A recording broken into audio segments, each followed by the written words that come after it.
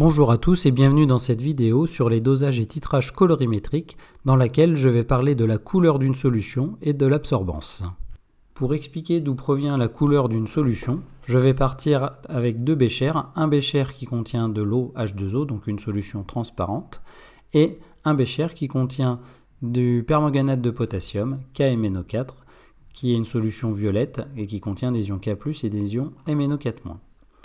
Je vais envoyer de la lumière blanche sur mes deux échantillons et je vais analyser la lumière en sortie du bécher. Avec le bécher qui contient de l'eau, j'obtiens à la sortie ce spectre qui est un spectre de lumière blanche. Donc toutes les radiations envoyées sur le bécher ont traversé le liquide et sont ressorties.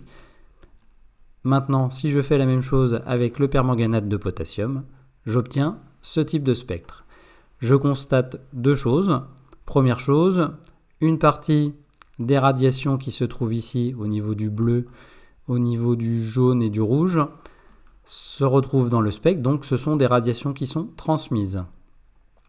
Alors que je vois certaines parties noires, au milieu, au début et à la fin, ce qui me renseigne cette fois sur les radiations absorbées. Ces radiations absorbées ont en fait été absorbées par la solution et comme l'intégralité de la lumière ne sort pas du bécher, c'est pour ça que nous observons une solution colorée. Ces radiations absorbées ont été en fait absorbées par les espèces chimiques présentes dans la solution. Nous avons vu dans le premier exemple que l'eau n'absorbe aucune radiation dans le visible. Donc si ici certaines radiations étaient absorbées, c'est dû à la présence d'espèces comme K+, et MnO4-, et même plus précisément à MnO4- qui est l'espèce qui absorbe. Une fois ce constat fait, la question qu'on se pose, c'est comment obtenir les radiations absorbées à partir de la couleur de la solution. Nous pouvons utiliser ce que l'on appelle un cercle chromatique. Le cercle chromatique va nous permettre, ici nous savons que la solution de permanganate de potassium est magenta.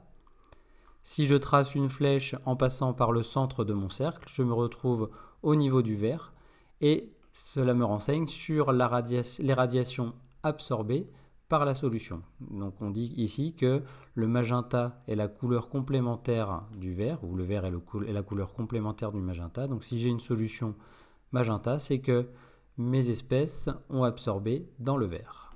Donc nous pouvons définir la couleur d'une solution en disant que la couleur d'une solution est due aux espèces chimiques présentes qui vont absorber une partie de la lumière incidente.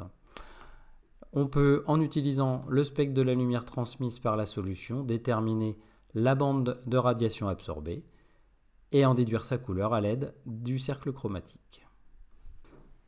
Si je reprends mes exemples précédents avec les spectres, donc le spectre ayant traversé l'eau et le spectre ayant traversé la solution de permanganate de potassium, je vois que dans le premier, j'ai l'intégralité de mes longueurs d'onde avec une intensité uniforme.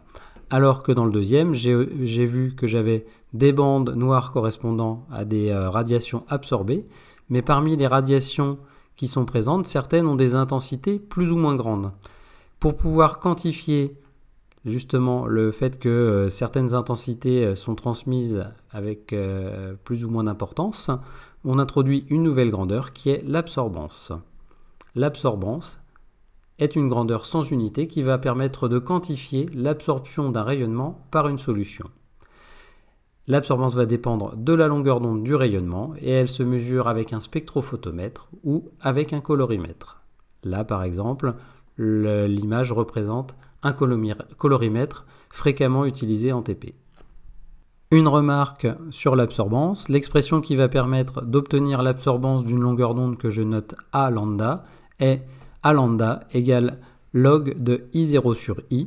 I0 est l'intensité lumineuse de la radiation entrant dans la solution et I est l'intensité lumineuse de la radiation sortant de la solution. Je viens de dire que l'absorbance était une grandeur qui dépendait de la longueur d'onde. Donc en général, quand nous disposons d'une solution, nous souhaitons déterminer l'absorbance pour toutes les longueurs d'onde ayant traversé la solution. Nous réalisons ce que nous appelons un spectre d'absorption. Un spectre d'absorption d'une solution sera donc la représentation de l'absorbance de la solution en fonction de la longueur d'onde. Pour pouvoir réaliser ce spectre d'absorption, nous utilisons un spectrophotomètre. En voici un exemple ici. Donc, c'est un spectrophotomètre à fibre optique. La solution est placée dans une petite cuve ici, qui est reliée avec l'aide d'une fibre optique au boîtier. Le boîtier étant lui-même relié à un ordinateur. Nous envoyons de la lumière blanche dans l'échantillon et la lumière est ensuite collectée, envoyée dans le boîtier, dans laquelle elle est séparée, analysée, et ensuite nous obtenons le spectre sur l'écran de l'ordinateur. Voici un exemple de spectre que nous pouvons obtenir. Nous avons parlé de solution de permanganate de potassium. Je vous présente donc le spectre d'absorption de cette solution. Et nous obtenons donc un spectre entre environ 400 nanomètres et 800 nanomètres ici. Et nous voyons bien, comme nous l'avions obtenu avec le cercle chromatique, que la couleur absorbée principalement par la solution de permanganate qui est violette se trouve dans le vert.